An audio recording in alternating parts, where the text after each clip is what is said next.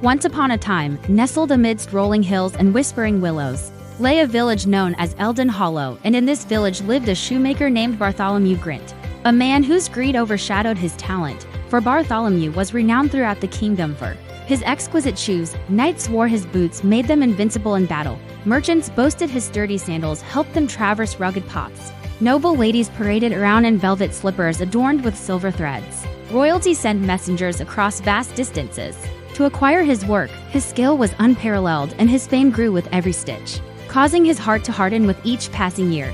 Long ago, Bartholomew resided in a humble cottage with his late wife and children.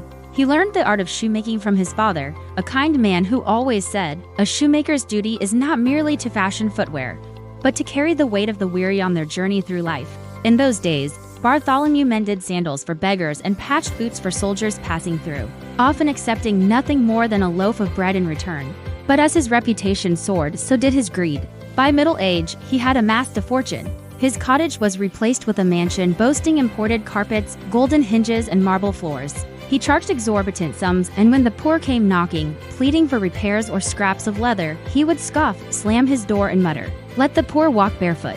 My hands aren't for charity." Then one fateful day, a knock echoed at his door.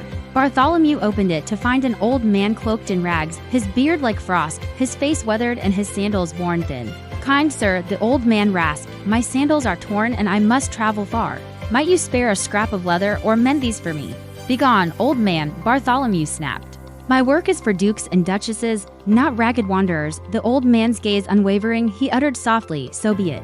But remember, shoemaker, not all wealth is measured in gold and not all poverty is without power." With that, he hobbled into the mist, vanishing from sight. Bartholomew, seething with anger, slammed the door and returned to his work.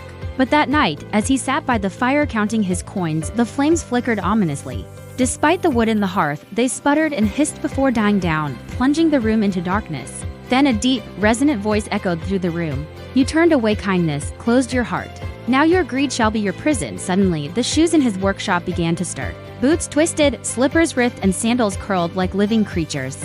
Their laces slithered like snakes. One by one, they rose from their shelves, shimmered, and vanished into the night. Bartholomew watched in horror as the grand house he had built with his ill-gotten gains crumbled into a heap of rubble, leaving him amidst the ruins. Desperation clawed at his throat. He stumbled into the village, but the townspeople turned away, ignoring his plight.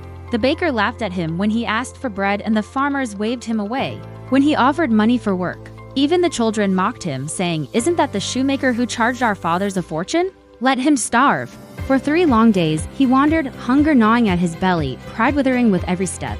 On the 4th day, a small voice interrupted his misery. "Mister," looking down, he saw a girl no older than 8, holding a torn sandal. He saw her patched dress, her smudged face, and her large, tired eyes. "Can you fix this?" she asked shyly. Bartholomew, touched by her innocent gaze, agreed. Using the finest thread he had left, he stitched her sandal with the same care he once gave a duchess's slipper. When he returned it, her joy was a melody to his ears. And she kept her promise, sharing her meager soup with him. It was the best meal he'd tasted in years. From that day, he began to work again, not for gold, but for the joy of giving. He mended boots for farmers, exchanging them for bread, patched children's sandals for nothing more than a smile. He became known as Old Bart. Not with disdain, but with affection. Then one evening, the same girl returned. "My sister has no shoes," she said quietly. Bartholomew smiled sadly. "Neither do I, child," he said, gesturing to his bare feet. But as if understanding, she replied, "You can make some." Looking down, he saw a roll of leather and a spool of thread upon the bench. With trembling hands, he cut and stitched. The boots he made were simple, yet strong, lined with warmth and crafted with care. When he gave them to the girl, her joy was brighter than any coin he'd ever earned. And so it continued. Every time he performed an act of kindness, new materials appeared, enough for 1 pair of shoes. Never more than what was needed. This was his gift. Years passed, seasons turned. Yet he never grew old or lonely. His apprentices spread across the land, each becoming more than a mere shoemaker. They were comforters, healers, and friends. One snowy evening, a familiar figure stood at his door, the old man from so long ago.